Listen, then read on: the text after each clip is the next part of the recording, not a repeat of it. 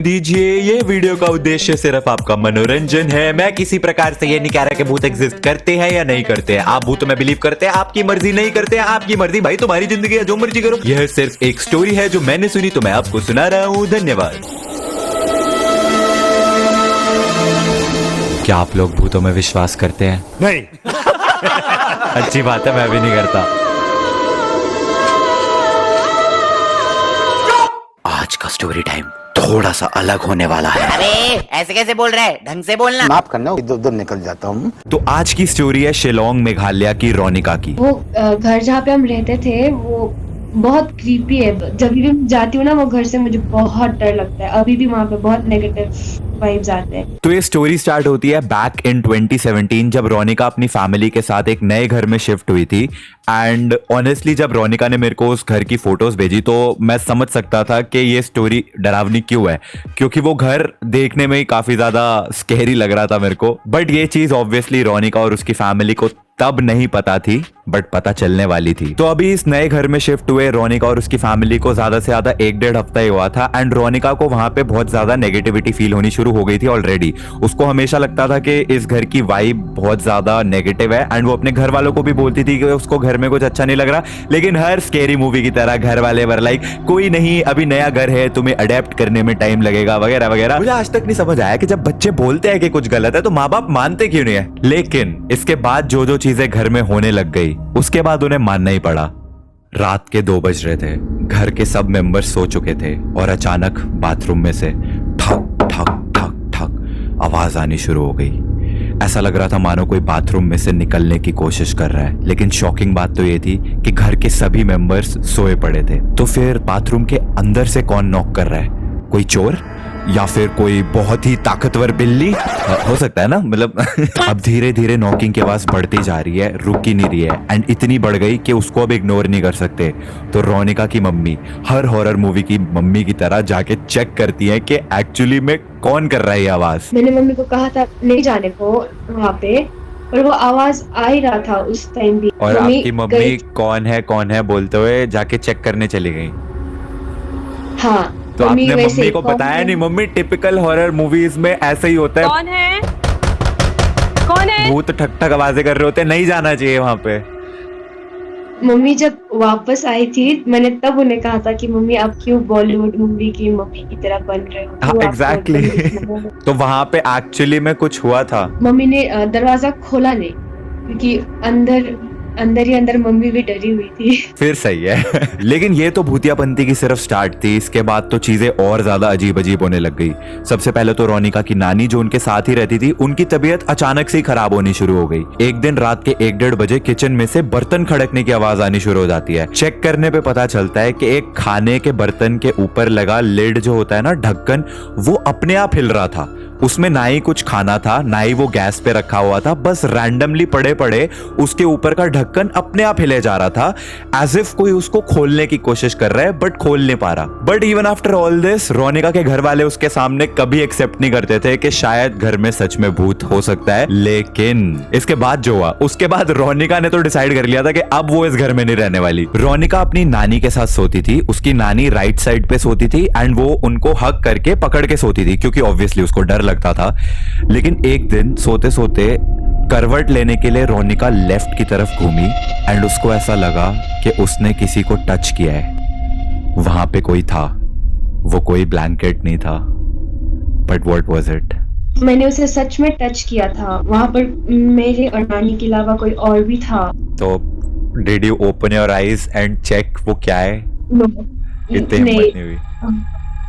मेरी ऐसे हुई फर्स्ट एड थी तो आंख तो खोलने का चांस ही नहीं था। नॉट इवन किडिंग, जब रोनिका ने मेरे को अपने इस घर की फोटोज और वीडियोस भेजी ना, मेरा पहला रिएक्शन था क्यों कोई इस घर में क्यों ही रहना चाहेगा। लाइक ये तो बाहर से ही काफी ज्यादा स्कैरी लग रहा है। लेकिन लकीली फॉर रोनिका इसके बाद उसके घर वालों ने भी एक्सेप्ट किया कि इस घर में कुछ तो गलत हो रहा है। एंड नानी की उसकी तबीयत और ज्यादा डे बाय डे खराब होती गई।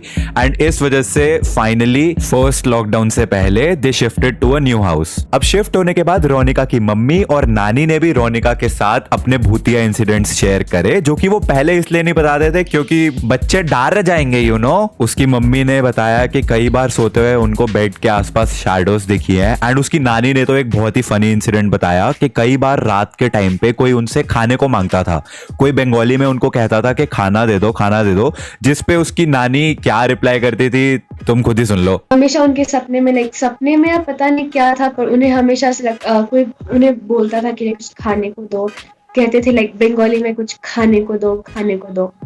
पता है नानी क्या कहती थी? क्या कहती थी? बिस्किट का डब्बा वहां रखा है, जाके ले लो। सीरियसली आपकी नानी भूत को कहती थी बिस्किट का डब्बा वहां पड़ा है, खुद जाके खा लो। पता नहीं, मम्मी भी हमेशा पूरा बॉलीवुड टाइप का है। मम्मी कहती थी कौन है, घूमने करके जाती है, नानी कहती डब्बा रखा है ले लो। भूत भी गजब बेइज्जती है। नानी भूत को कह रही है, भूत को वहां पे पड़ा खाने का डब्बा जाके खा लो। ओके नानी OP in the chat guys. Anyways jokes aside, तो नए घर में शिफ्ट होने के बाद चीजें बेटर होने लग गई। रोनिका की नानी की तबीयत धीरे धीरे अपने आप इंप्रूव होने लग गई। एंड कुछ टाइम के बाद रोनिका अपने पुराने नेबर से मिली, जिन्होंने रोनिका को उस भूतिया घर की स्टोरी सुनाई। तो नेबर वाले भैया को हम इस वीडियो के लिए बुलाएंगे छिपकली भाई। तो छिपकली भाई ने बताया कि अ फ्यू इयर्स बैक उस घर में एक बंगाली अंकल रहते थे। एंड क्योंकि मेघालय एक फ्लड प्रोन एरिया है, फ्लड्स वाले टाइम पे खाना ना मिलने की वजह से उन बंगाली अंकल की वहां पे डेथ हो गई थी ड्यू टू स्टारवेशन। 3 दिन तक उनका डेड बॉडी वहीं पे था। Oh God. 3 दिन बाद निकाला गया था उनका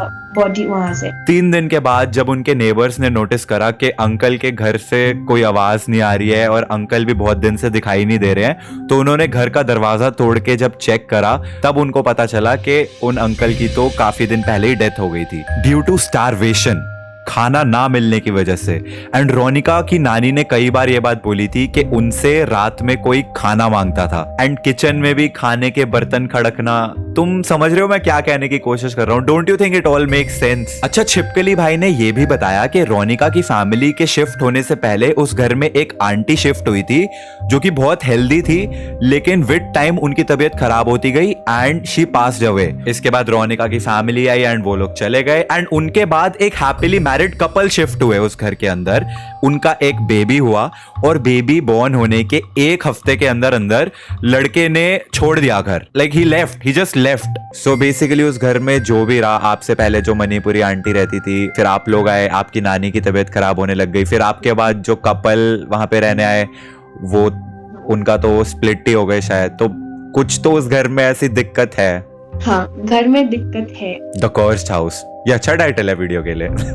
अच्छा छिपकली भाई ने एक और बात बताई रोनिका को, विच आई डोंट नो वो सच है या नहीं है, वो तुम लोग डिसाइड करना। तो छिपकली भाई ने बताया कि कई बार उन्होंने भी उस घर में से पायल की आवाज सुनी है, छन छन छन पायल की आवाज आते हुए सुनी है, which I don't think makes sense, क्योंकि अगर वहां पे भूत एक अंकल का था तो पायल की आवाज। भैया लोगों को से कुछ पायल वाला कुछ फीमेल का आता था, पर मैंने हमेशा वो घर पे कोई अंकल। तुम्हें लगता था कि कोई अंकल है, लेकिन किसी भैया जो तुम्हारे थे उनको लगता था कि एक पायल की भी आवाज आती रहती है, मतलब कोई फीमेल थी।